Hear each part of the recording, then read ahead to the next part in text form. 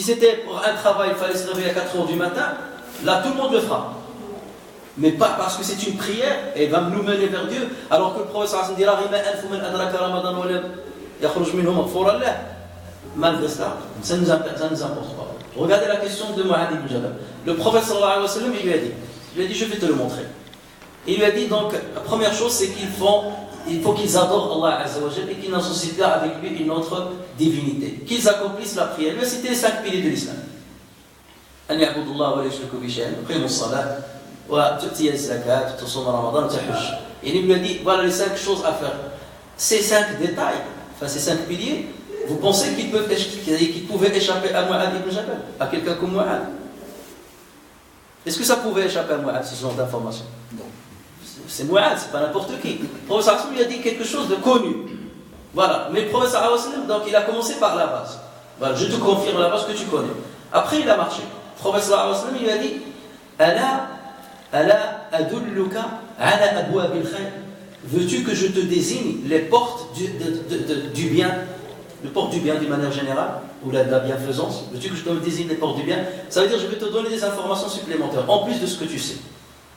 Mu'adh lui a dit ben là, montre-moi. Le prophète sallallahu alayhi wa sallam, il a dit as-sawmu junnah. As-sawmu junnah. Was-sadaqatu tudfi'u al-khati'ata kama yudfi'u al-ma'u an-nar. Wa salatu ar-rajuli fi jawfi al-layl. ثم ذكر قول الله تبارك وتعالى تتجافى جنوبهم عن المضاجع يدعون ربهم خوفا وطمعا ومما رزقناهم ينفقون. شنو قال الله عز وجل بعد؟ فلا تعلم نفس ما أخفي لهم من قرة أعين جزاء بما يعملون. Donc le professeur Asmi lui a dit je vais te montrer les portes du bien. As-sawm, le jeûne, c'est une protection. Et pourtant, dans la première réponse, il lui a parlé du jeûne.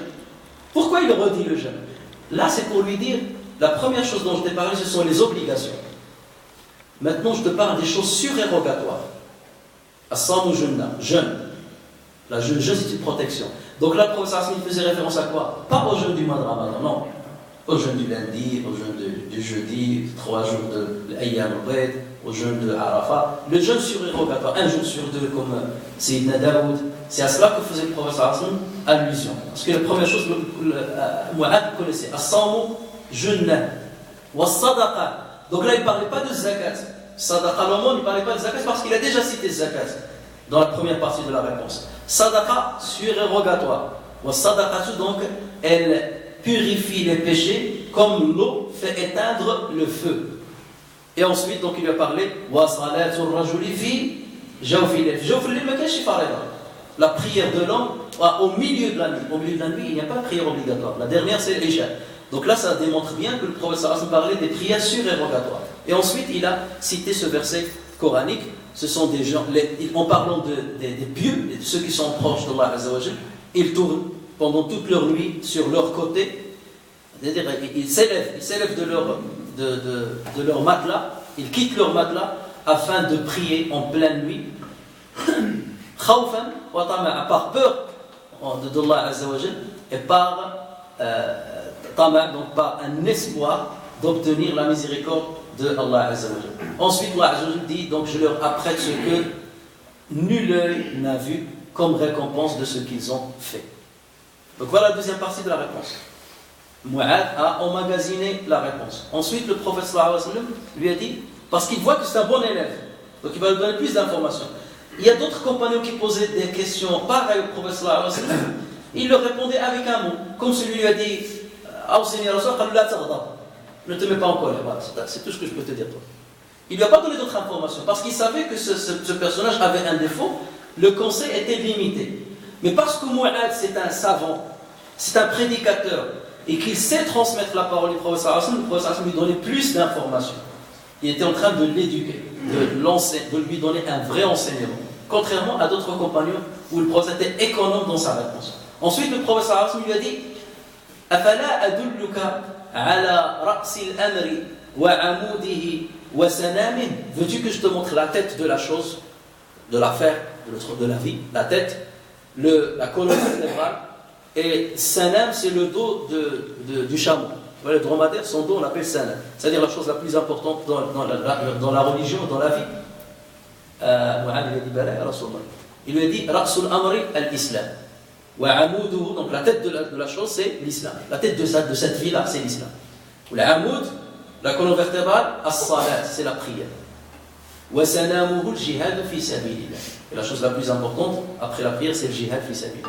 Donc vous voyez comment il a. Ensuite, le prophète lui a donné un quatrième enseignement. Il lui a dit, Afala adulluka ala malaki dhalika kullih. Veux-tu que je te désigne ce qui va cerner tout ceci?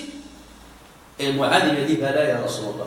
Il lui a dit, Kuffa anka hada. Le prophète a sorti sa langue, il a pris par sa main, il lui a dit, Kuffa anka hada. Retiens ça, la langue.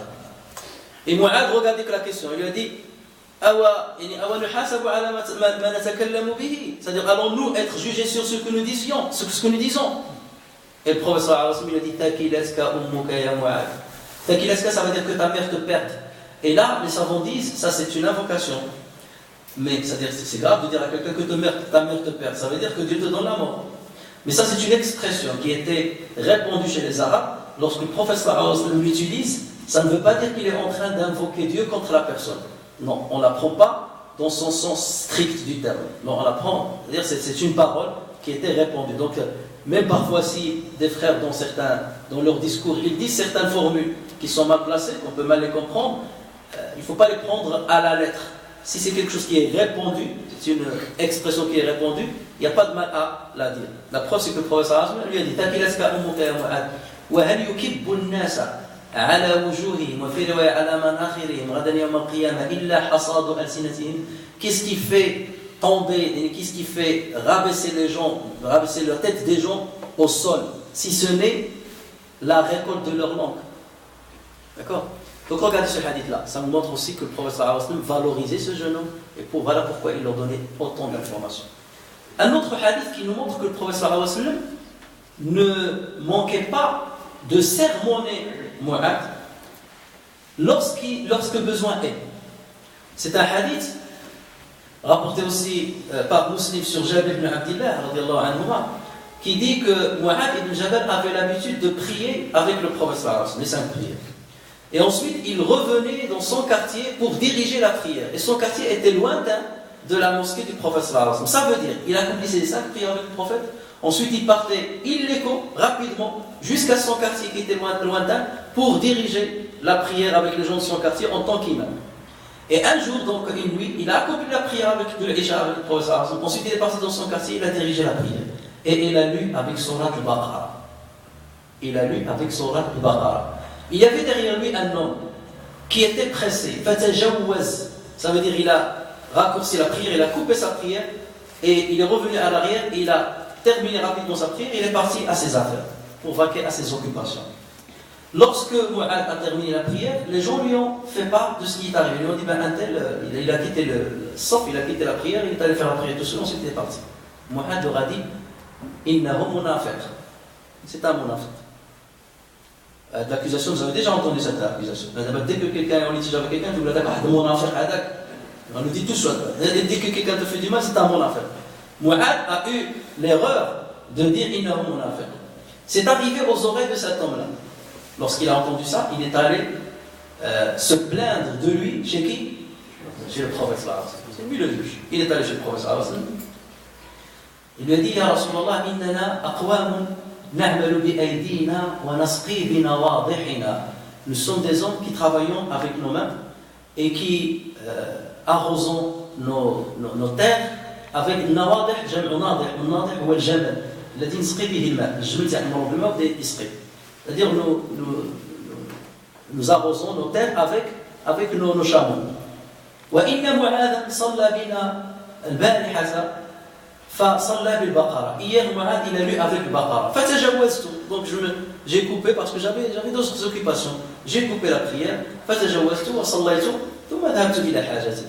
فقال إني منافق. Il a dit que je suis un munafiq lorsqu'il a entendu parler de ça. Donc le prophète sallallahu alayhi wa sallam a convoqué Mu'adh et il lui a dit Fattanun anta ya Mu'adh. Fattanun anta ya Mu'adh. Fattanun anta ya Mu'adh. Dans une autre version, Afattanun anta. C'est une question. Mais dans cette version-là, c'est une confirmation. Tu sèmes la zizanie au moins. Tu es quelqu'un qui sème la zizanie. Là, regardez, avec tout l'amour qu'il lui devait, le prophète sallallahu alayhi wa sallam, dans cette situation-là, il était ferme. Et c'est normal, lorsque tu aimes quelqu'un et que tu lui as fait part de ton affection, tu peux le sermonner comme tu veux, il l'acceptera de toi. Imaginez quelqu'un que j'aime bien, je lui parle tout le temps, il est avec moi. Le jour où il fait une erreur, je prends. Mais tu n'as pas honte de ce que tu as fait là? C'est pas bien ce que tu as fait. Est-ce qu'il acceptera ou pas? Il acceptera. Parce qu'il sait que je l'aime. J'ai déjà manifesté mon amour envers lui à plusieurs reprises, donc il acceptera. Mais si c'est quelqu'un avec qui j'ai le minimum de relation, il fait une erreur et je viens le voir, t'as vu ce que tu as fait? Là, il va mal le prendre. Donc là, le professeur Hassan s'est permis de lui parler de cette manière parce qu'il sait qu'il a un capital de sympathie avec ce compagnon qui lui permettait de lui parler de cette manière-là, il ne le prendrait pas mal. Il lui a dit, lorsque l'un de vous lit, qu'il sache que derrière lui, il y a des vieillards, il y a sahibul haja, les gens qui sont occupés, lisez seulement Sabbih isma rabbika al-a'la wa shamsi wa duha. Dans une autre version, donc il a dit Shamsi wa duha wa layli idha yaghsha wa sabbih. Donc voilà ce que vous devez lire pendant les Isha. Sabbih isma rabbika al-a'la. D'abord, lorsque quelqu'un fait Allahu Akbar, il va directement al Baqara. Je connais quelqu'un, à chaque prière, il a appris Baqara. Il est content. D'accord? Il est content. Il est devenu par hasard, parce que nous sommes dans une époque où tout le monde devient imam, il s'est autoproclamé imam dans une mosquée, et il leur lit toutes les prières nocturnes avec le Baqara.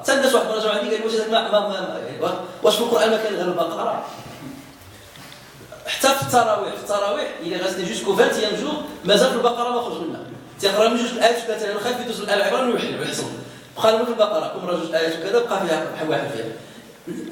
Non, regardez le professeur, lui c'est pas de montrer aux autres, voilà, je connais beaucoup. Non, les gens ils sont dans d'autres occupations. Ne poussez pas les gens à détester la prière. Ne détestez pas les gens à détester de venir à la mosquée parce que ça va être long. Faites vite. Il y a des gens qui sont là, il y a des gens qui sont pressés. Voilà, le but c'est d'accomplir la prière de manière valide, correcte. C'est pas de rester pendant une demi-heure à lire. Ça sert à rien. Ou le bras où je prends le verset, où je le répète 4 fois. Lorsque tu es tout seul, répète le verset même toute la nuit. Et les compagnons le faisaient, plusieurs tabi'in, ils prenaient un verset, ils restaient toute la nuit. Mais lorsque tu es avec les gens, c'est pas le lieu. Il y a même l'ostentation qui peut prendre le relais. Non,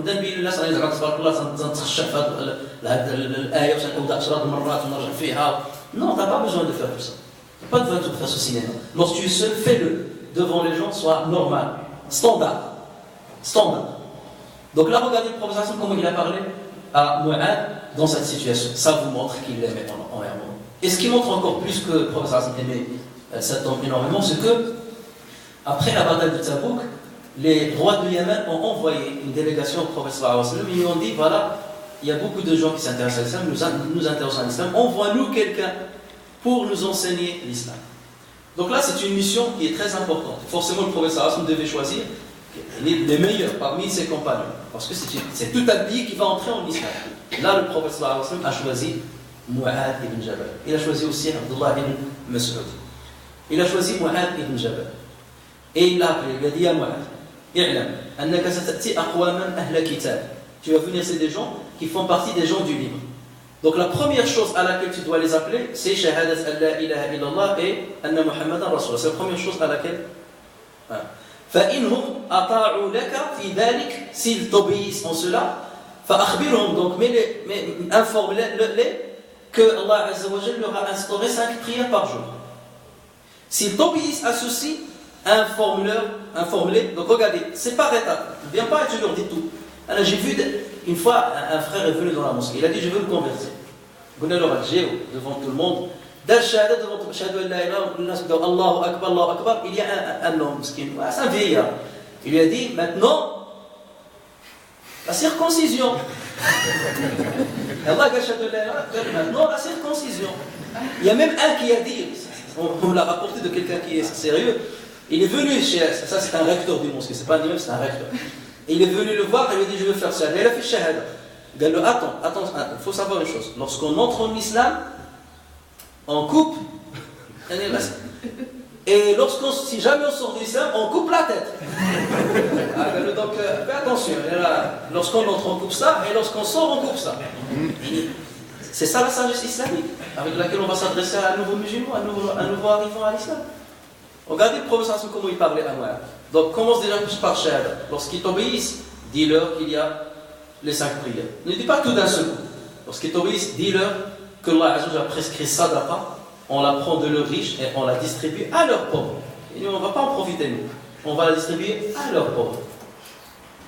Et ensuite, il lui a dit, donc, et ne cherche pas à prendre le surplus de leur argent. Et ton but, ce n'est pas de leur argent. Ne cherche pas à se prendre le surplus de leur argent. C'est-à-dire, limite-toi à zakat. Pour qu'ils ne pensent pas que l'islam va susciter, c'est-à-dire les solliciter énormément au niveau financier, ça risque de les faire éloigner de l'islam. Et ensuite, il a dit,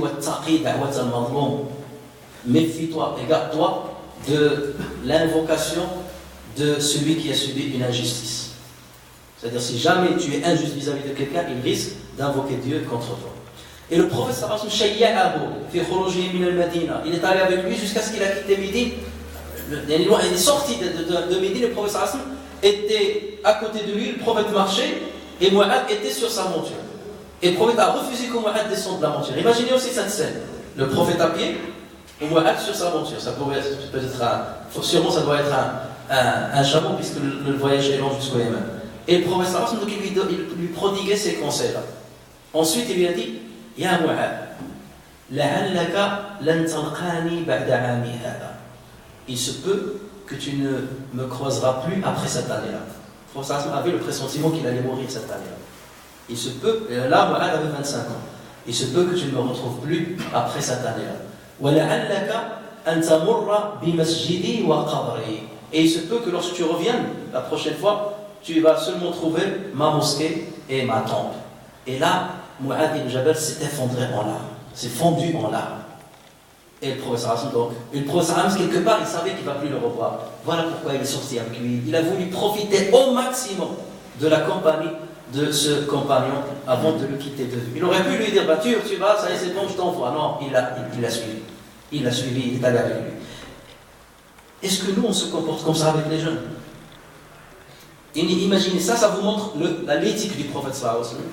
Ça vous montre comment il était son éthique, l'affection qu'il avait. On ne peut pas appeler les gens à l'islam si on ne les aime pas. Tu ne peux pas appeler quelqu'un à l'islam si tu ne l'aimes pas. Tu ne peux pas convaincre quelqu'un de l'islam ou de tes convictions si tu ne l'aimes pas. Là, chez nous, quelqu'un lorsqu'il a une conviction, il veut convaincre l'autre, déjà il commence à l'accuser. Le